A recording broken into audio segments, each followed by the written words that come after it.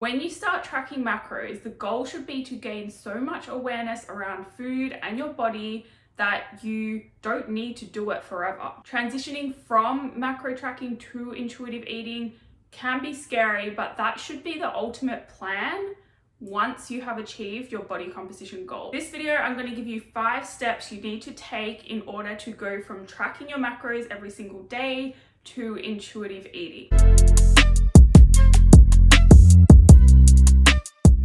Hello, welcome back to my channel. My name is Jodie and I help you change your beliefs so you can change your body, your health, and your life. This video, I'm going to go over the 5 steps you need to take in order to go from tracking your macros every single day to a more intuitive style of eating. So let's get into it. The first step you need to take to go from tracking your macros every single day to intuitive eating is to actually assess whether you are really ready or not. Obviously, it is going to be easier to do and you're going to have more success with intuitive eating if you are truly ready. Now, this is really just up to you to decide, but how I would go about it is ask yourself these questions. First of all, have you actually reached your goal? Because it is going to be a lot easier to eat intuitively if you are hoping to maintain your current body shape than what it would be if you are trying to still change it. So if you are still trying to lose weight or if you are trying to build muscle, it might be easier for you to continue tracking macros for a period of time. But that's really up to you. Weight loss, it's a lot harder. Building muscle, as long as your strength is going up and you feel like you have enough energy and you're eating enough, it's kind of easy to do it intuitively.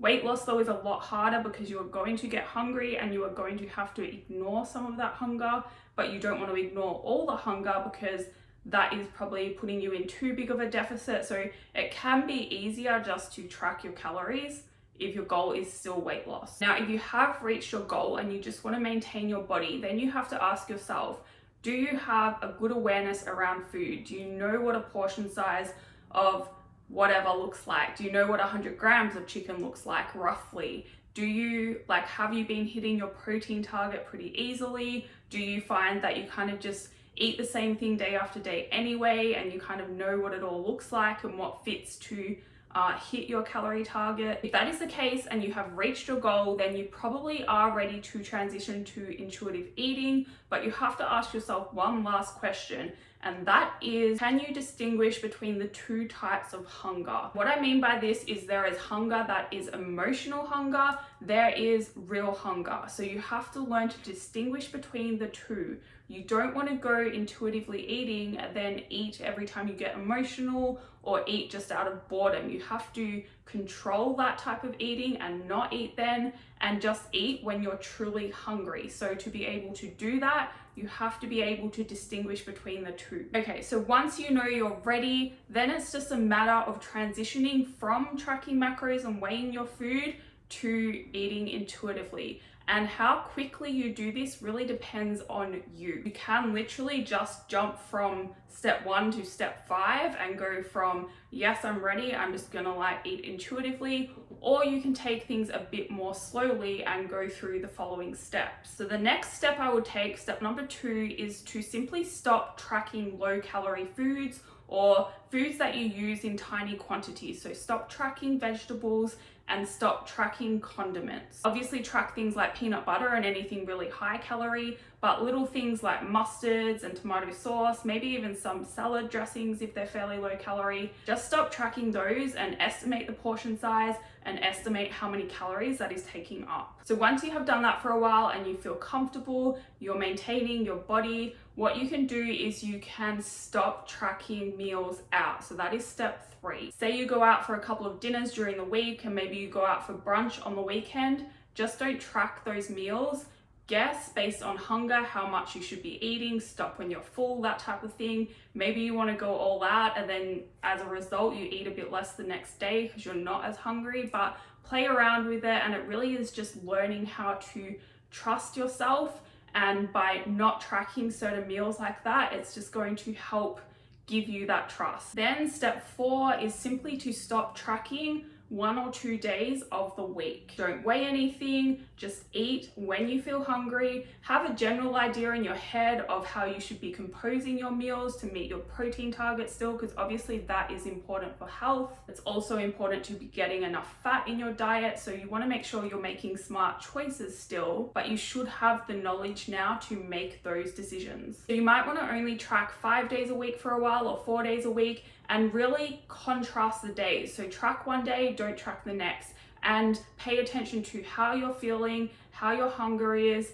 how long you're lasting between meals, that kind of thing, and see if there's any differences between the tracked day versus the non-tracked day. You might want to do it like this for 4 weeks, because if you're female, obviously you're going to have your menstrual cycle that will make you hungrier on certain weeks of that cycle as well. So pay attention to all of that and really learn to understand those hunger signals that your body makes, and learn to know when you actually need to eat food and how much. Once you've done this for a while and you feel comfortable, you're maintaining your body, you can increase the days to maybe you're just tracking 1 day a week, maybe you're tracking 2 days a week just to check. Then eventually you can just go straight to tracking no days of the week, or not tracking, eating intuitively every single day of the week. Step number 5 is really just to keep assessing your progress. You want to make sure that your clothes are fitting the same and you're feeling good. If something changes, if your jeans are getting tighter, just say you might want to track a day or two, and just to see how much you are actually consuming. If you have started sneaking in a few extra snacks and not really noticed, bring back the macro tracking or calorie counting, just to assure yourself that you're not overeating. And if you are, then you know to dial it in a bit. And that's the great thing about learning how to track macros or count calories, is it is a tool that you can bring in and out of your life for the rest of your life. Don't have to do it obsessively forever, but you can have breaks, and just say you get a new goal or you notice that you're gaining some weight, you can bring it back in to get that under control or to meet your new goal. Those are the 5 steps. It is really pretty simple. You just have to learn to trust yourself, like I was saying before.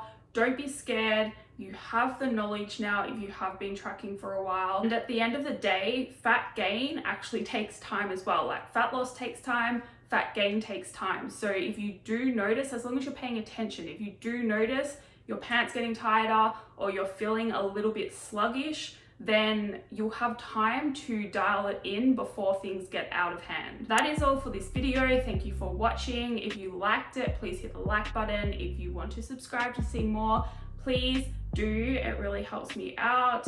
If you have any questions, send me an email, and I will see you in the next video.